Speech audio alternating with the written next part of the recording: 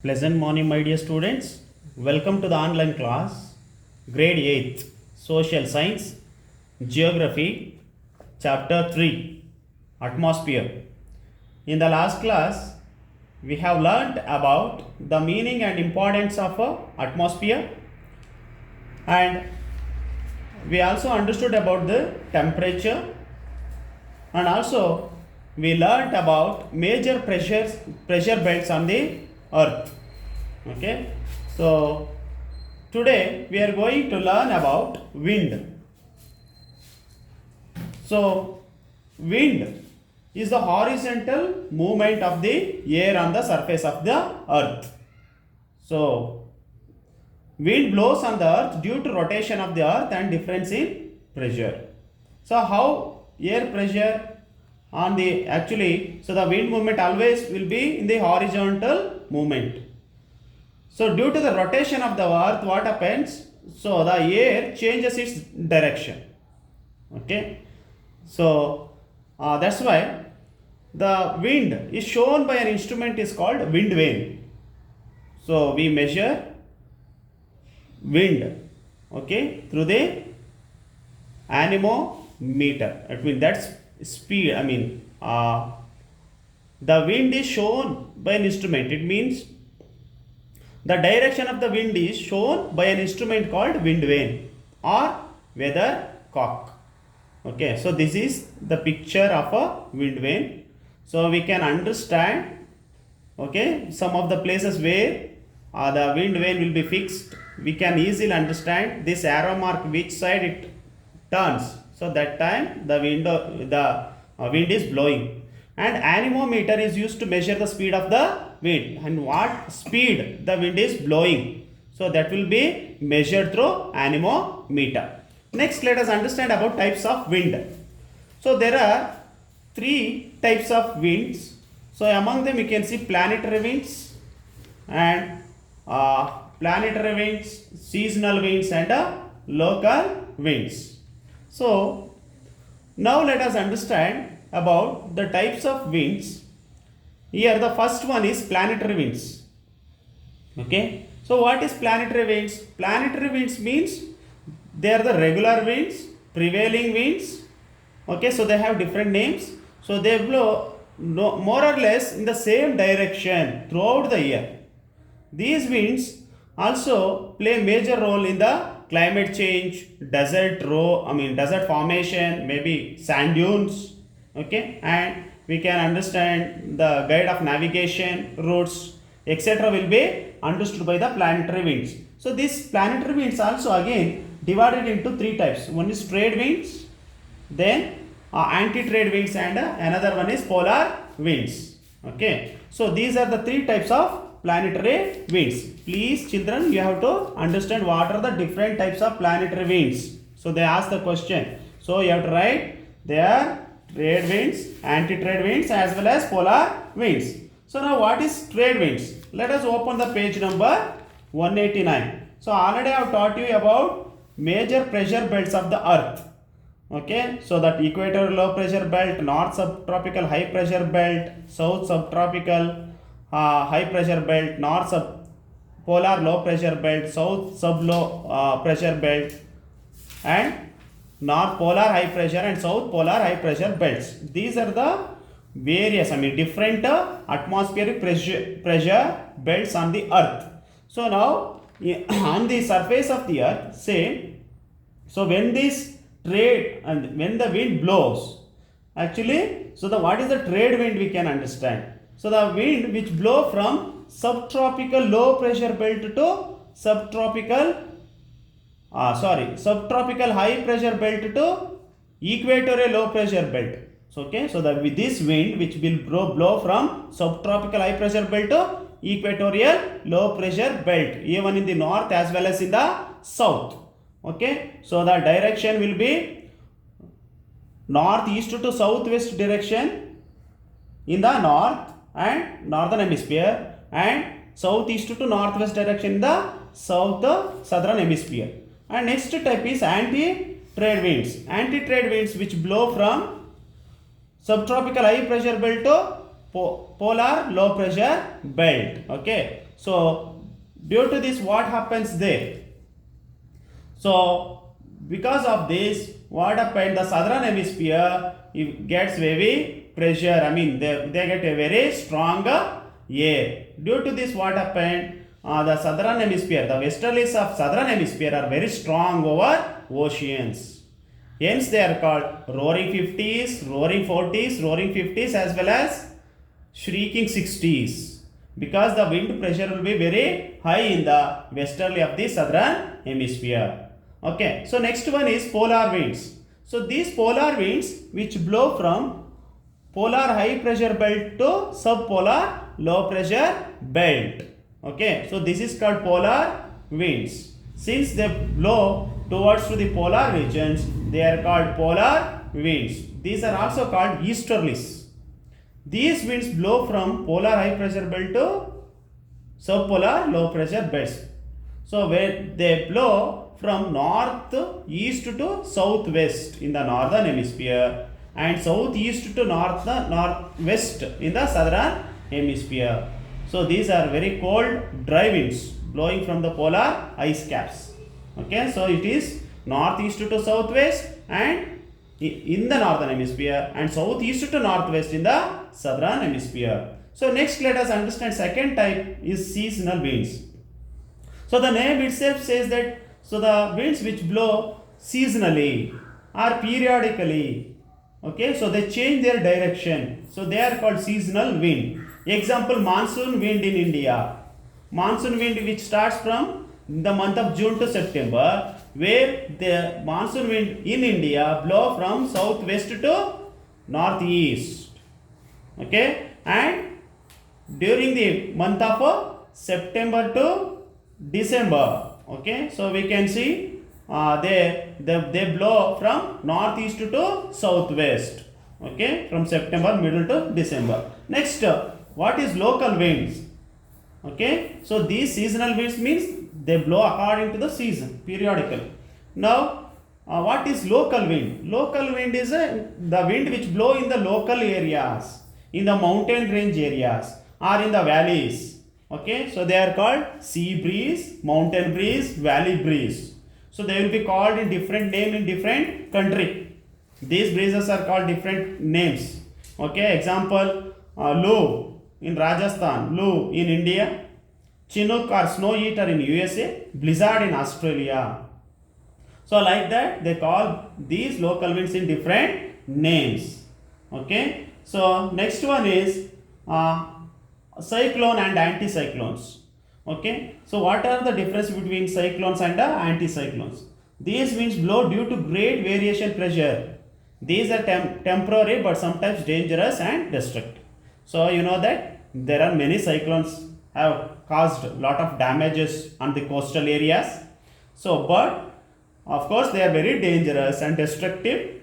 And what is the difference between cyclones and anticyclones? We can understand. We should understand. Okay. So cyclones. Cyclone is a small low pressure area in the center, surrounded by high pressure. In the northern hemisphere, in the direction of cyclonic winds is anti-clockwise or counterclockwise, and in the southern hemisphere it is clockwise. So just look at the picture here. Okay, so this is cyclone, how cyclone wind causes. Okay, so cyclone winds which blow from low pressure area to high pressure, low pressure area creates in the center. Okay, and they high pressure area to low pressure area. So here you can see they blow to inward, they blow inward. Okay, so the wind which blow inward and creates especially in the seas, where low pressure creates in the sea. Okay, so due to this, what happened? So cyclone rain causes. And what is anticyclone? Anticyclone is actually they blow from sea to land.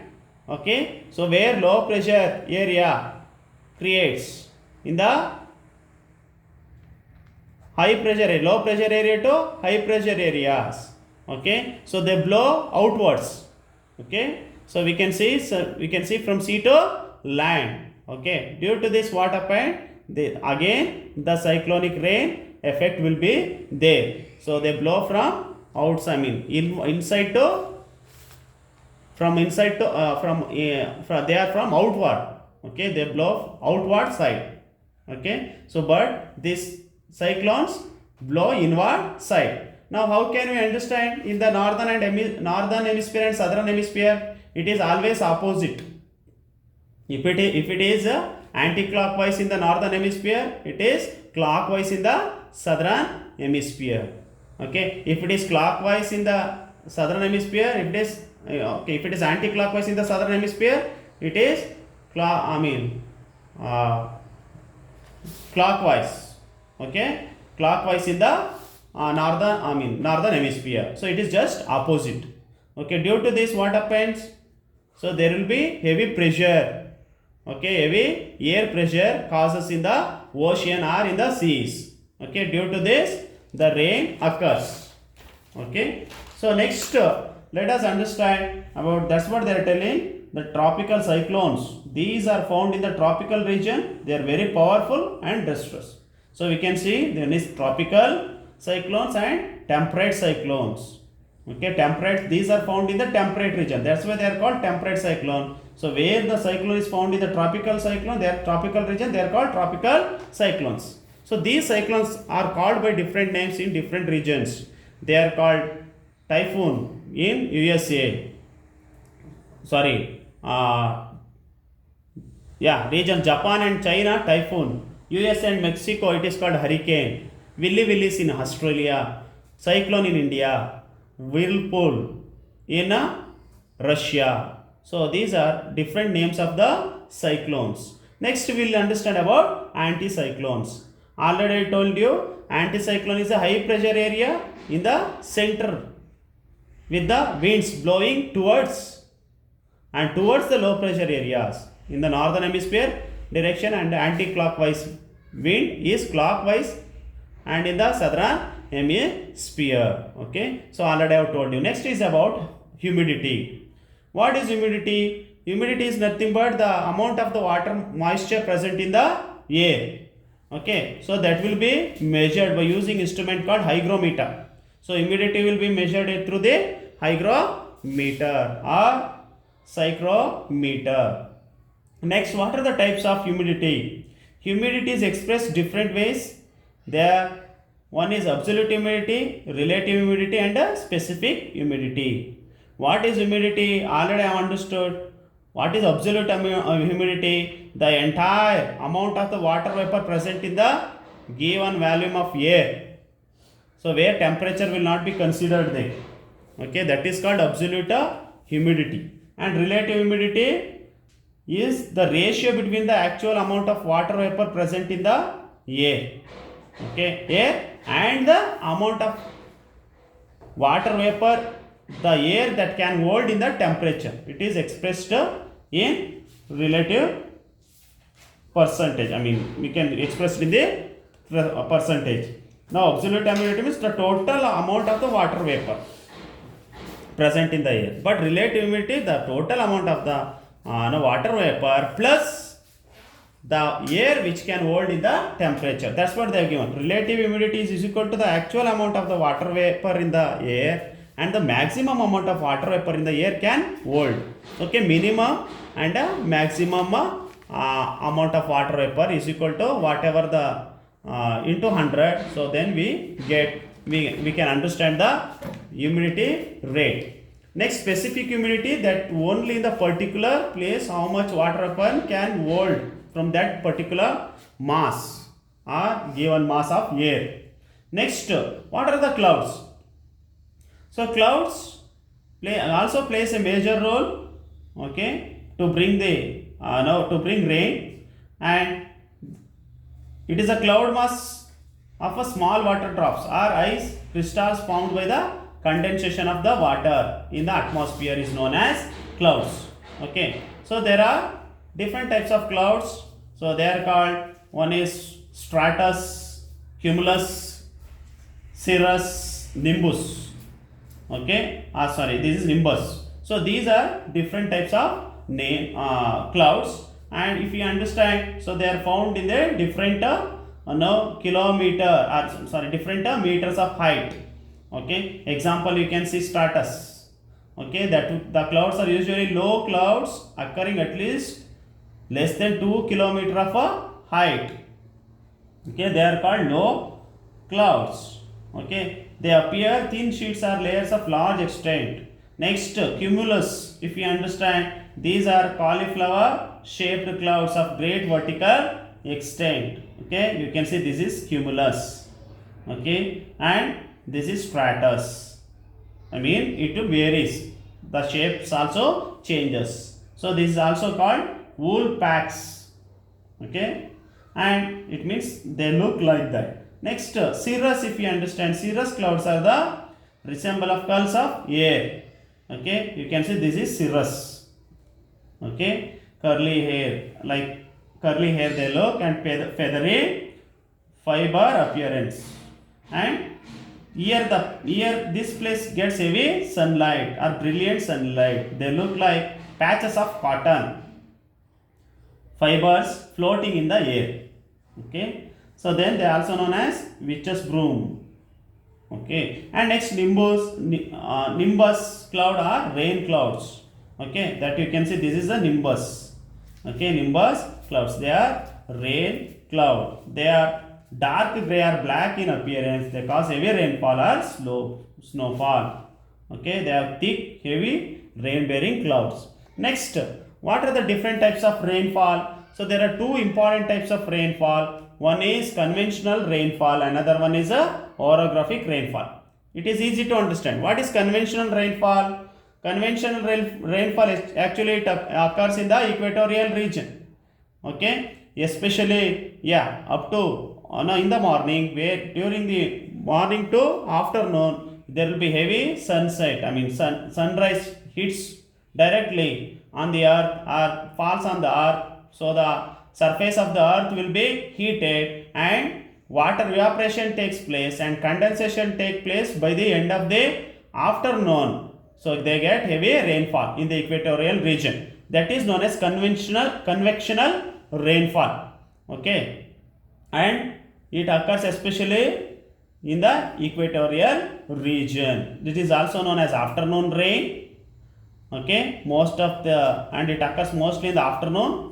It is accompanied by thunder and lightning. That is called conventional rainfall. Okay, where hot air rises by the end of the afternoon, we get heavy rainfall. Next, orographic rainfall means it is also known as mountain rainfall or relief rainfall. When moisture laden air moisture air and land which obstruct or which hits to the mountain. So there what happened? The air rises upwards and it cools and it will be observed by the mountains. Okay, that moisture will be observed by the mountains, where the mountains attract this moisture laden wind and they get heavy rain. Condensation takes place where only the windward side gets rainfall, heavy rainfall, and leeward side gets remains as a rain shadow area. Example, Mangalore is in windward side and Hassan is in leeward side. It means rain shadow area. Next, cyclonic rainfall. Already I have told you how it occurs because of the air blows spirally inwards. Okay, the tropical cyclones. In the tropical cyclones, the air rises upwards in circular movements. So condensation takes place and causes heavy rainfall. Next, what are the distribution? Distribution of rainfall differs from one region to another region. Example, equatorial region gets heavy rainfall, and at the same time you can see the western margins between 40 degree to 60 degree. North and south latitudes gets rainfall, and scanty rainfall occurs in the desert regions and subtropical regions. Okay, like that. So the distribution of rainfall occurs from one tropical belt to another tropical belt, at the same time from one region to another regions or in the different directions. Next, so they have given some important points. Mausinram of Meghalaya in India gets a highest rainfall, which records 1100 centimeter rainfall. Okay, Agumbe in Karnataka gets highest rainfall in South India, Karnataka. Then Royal Rajasthan receives lowest rainfall. It is one of the driest place and 80 centimeter per year. That's all. And Nayakanahatti in Karnataka, Chitradurga, driest place. And Atacama Desert, where it gets rainfall once in a 200 years. Okay, which is records very lowest rainfall or driest place. Next, let us understand about weather and climate. What is the difference between weather and climate? So, what is weather? Weather which spreads for a particular time or within a short period. Okay, that is known as weather condition. Example, cloudy, sunny, okay, fine weather. So that is that changes occurs in the atmosphere within a short period. Okay, very frequently. That is known as weather. What is climate? Climate which spreads for a long period of time, especially near the coastal areas. Equatorial climate, tropical monsoon climate. So they remain about 6 months or 2 years or 3 years, 4 years. Same type of climate will be there. That is known as climate. So we can see different climate: Mediterranean climate, tundra climate, monsoon climate, like that. So the scientific study of climate is known as climatology. Okay, so climatology is the book or it is a scientific study to know or to understand about climate. So they need to, it is called climatology. Okay, and factors affecting the climate of a place, already told you. So the factors influence the climate are latitude, altitude, distance from the sea, temperature, okay, so ocean currents. These are the factors that affect the climate. Okay, so that's all about the wind as well as the atmosphere. So in the next class, let us understand about hydrosphere. Okay, thank you.